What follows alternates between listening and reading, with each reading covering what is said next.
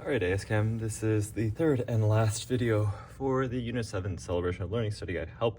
In this video, we're going to be going over problem number 9, which is kind of a good cumulative problem that kind of takes everything with in the first 3 lessons, at least, of this unit and puts it all together. And so let's go through it. It says, consider the following reaction. C2H5OH plus oxygen yields CO2 and H2O. This is the burning, otherwise known of ethanol, right? So this ethanol, we're burning it, right, causing it to combust with oxygen, and we're releasing CO2 and H2O in the end. And so the question is asking, if we start off with 5 grams of ethanol and 5 grams of oxygen, how many grams of CO2 can we produce? And how many grams of H2O can we produce? Show all your work below and box your answer. So what we're going to be doing here is, since we have 5 grams of this and 5 grams of this, we're going to try to figure out how much of each of these we're going to produce. Now, the basic kind of question here is, well, how much are we going to produce based on these, figuring out which one is going to be the limiting reactant and which one is going to be the excess reactant, right? Which one is going to like hold us back, right? And so we really have to test out both. We have to test out ethanol to see like, hey, how much CO2 can it produce? And we also have to test out oxygen to see how much CO2 it can produce. Now, whichever one of these two is the limiting reactant, then we can also apply it to H2O. So we don't have to test for limiting reactant twice. But so let's just do it for CO2, saying, okay, well, if I have 5 grams of C2H5OH, how many grams of CO2 can I produce? Well, to do that is just like before, we're going to multiply by those 3 things, by the molar mass, molar ratio, molar mass again, in order to get grams of CO2. And so we say, well, 1 mole of C2H5OH is going to be, let's see, the molar mass of C2H5OH is 12 times 2 plus 6 plus 16. The 6 was from the hydrogen, the 16 was from the oxygen, and so that's 46 grams of C2H5OH.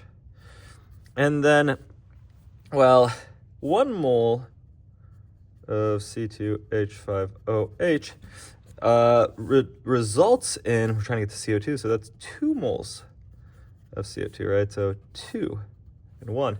Now is this balanced? Yeah, 2 carbons, 6 hydrogens, 7 oxygens, and let's see, 4 plus 3, 7 oxygens.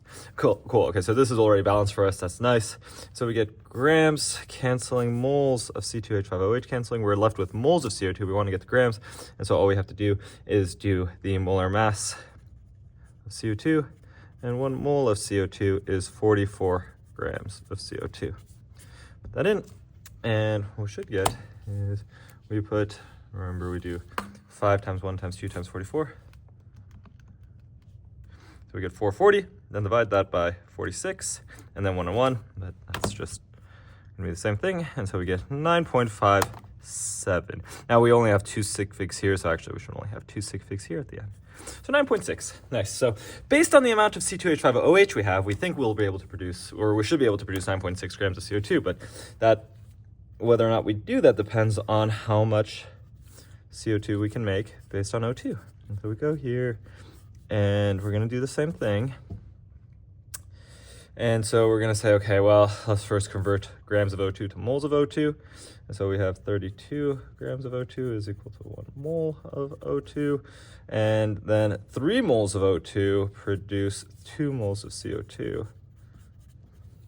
And then 44 grams of CO2 are equal to 1 mole of CO2, right? And so units all cancel. We're left with the unit we want at the end. So we put 5 times 1 times 2 times 44 up here. We then do divided by 32 and then divided by 3. And so we get 4.6.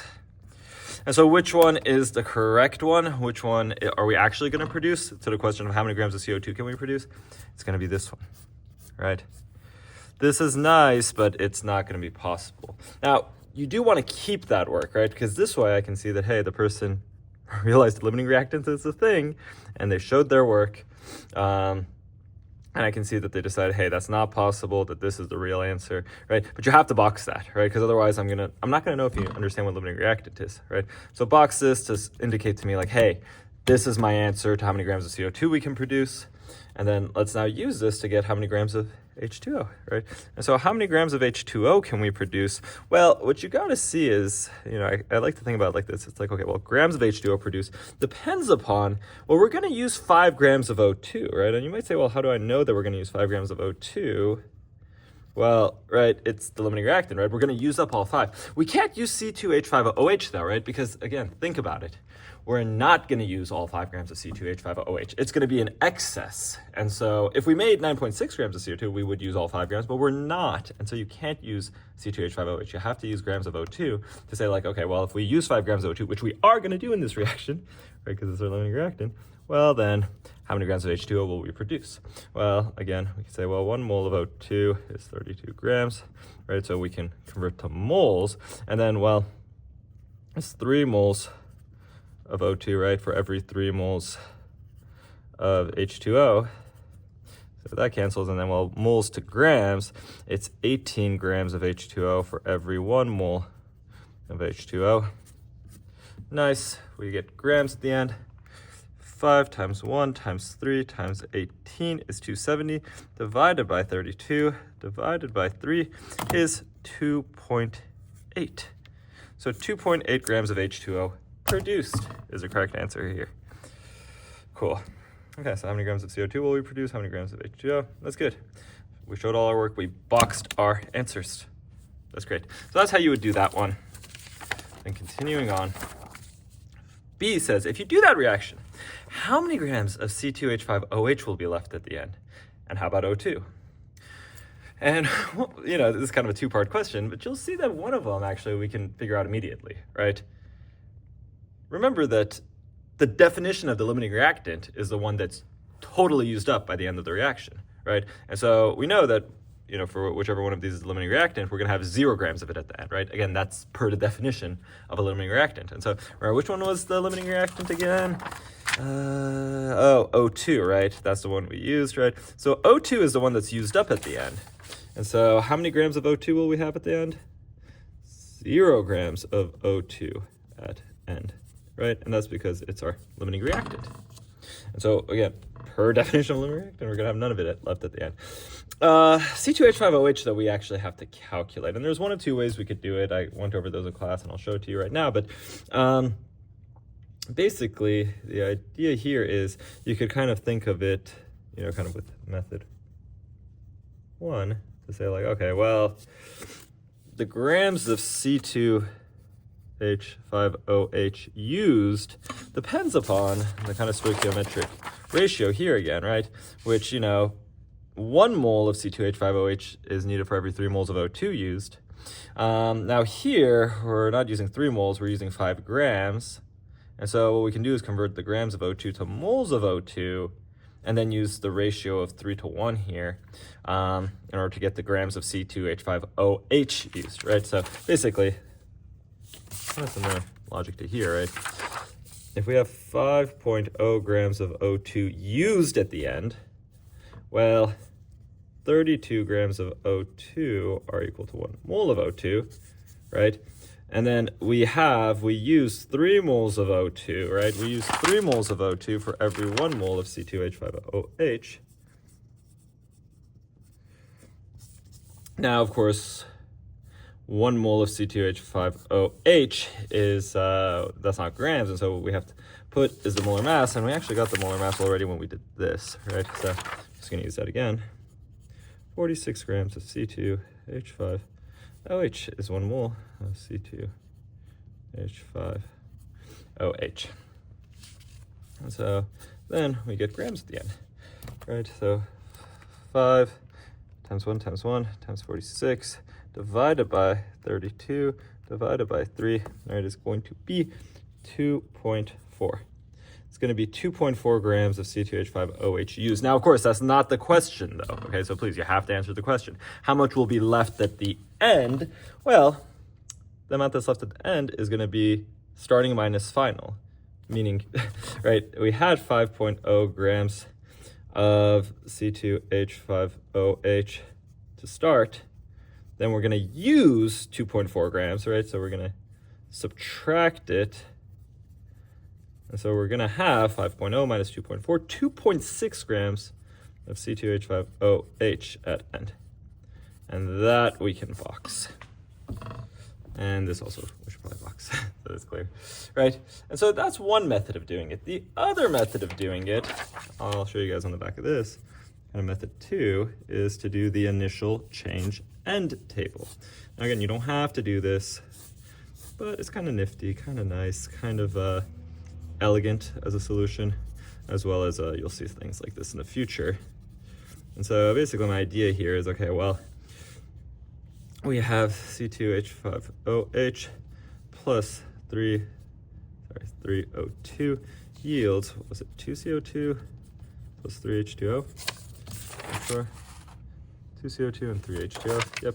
Right, and so the idea here is that we can kind of track everything and use the law of conservation of mass to get an answer, right? And so what we say is basically, okay, filling this in. We start off with 5 grams of this, and we start off with 5 grams of this. Of course, you have 0 grams of each of your products before you start the reaction, right? You don't make anything before you do the reaction, right? So yeah, we have 0 of it at the beginning. And then, well, what we figured out is that this guy is the limiting reactant, so how much of it are we going to use? Well, we're going to use all 5, right? So we're going to use all 5, and then at the end, we're going to have 0 grams of it. And then we also determined, well, here we have 4.6 grams of CO2 made and 2.8 grams of H2O, so plus 4.6 grams of this, plus 2.8 grams of this. And so we're going to have 4.6 grams of this at the end, and 2.8 grams of this at the end. And so far, simple enough. Now, how about this guy, C2H5OH? Well, we just calculate, but even if we hadn't, what we can do is we can use the law of conservation of mass, right? Which says that you cannot create mass in a chemical reaction, right? Kind of the closely related cousin of that is the law of conservation of matter, right? We can't make up matter, we can't make up mass, we can't just make up oxygen atoms, right? All we're doing in a chemical reaction is we're just rearranging it. We're shifting the Lego pieces, right? And so here the idea is, well, if I made 4.6 plus 2.8, what is that? 4.6 plus, I'm sorry, 4.6 plus 2.8. If I make 7.4 grams of stuff, I must have used 7.4 grams of stuff to start, right? Do you see how that works? Only way to get 7.4 grams of stuff is to use 7.4 grams of stuff, of matter, right? And so, well, we used 5 here. The other, how much more do we need to have 7.4? Right, it has to be 2.4. Right, it must have been 2.4 grams, right? Because 2.4 plus 5 is 7.4. So if we have minus 2.4 and minus 5.0, we have minus 7.4 here. Where does that minus 7.4 go? It goes here, right? It's just converted. The law of conservation of mass. Mass is neither created nor destroyed. It simply changes forms. And so that's another way of getting this. And so 5 minus 2.4 is 2.6. And oh, well, would you look at that? It's the same answer, right? Same answer. So you could have done it in either way. This is also kind of a nice way of checking your work almost, right? Of seeing like, okay, do the numbers work, right? Because if you had gotten like minus 6.0 here, right? I mean, first of all, you couldn't even have done that, right? Because it's like 5.0. You only had 5 to start with, but, or let's say you even have minus 4.0, right? We're just seeing like, well, if I took away 9 grams and I must have made 9 grams and I didn't, and so you messed up one of these, right? And so it's kind of nice to know, or kind of nice to double check this way with the initial change end table. But again, you don't have to. It's just a nice way of organizing it. Cool. Okay, so hopefully that helped you guys out. Hopefully that shows you guys how to do it. It shows you guys the method.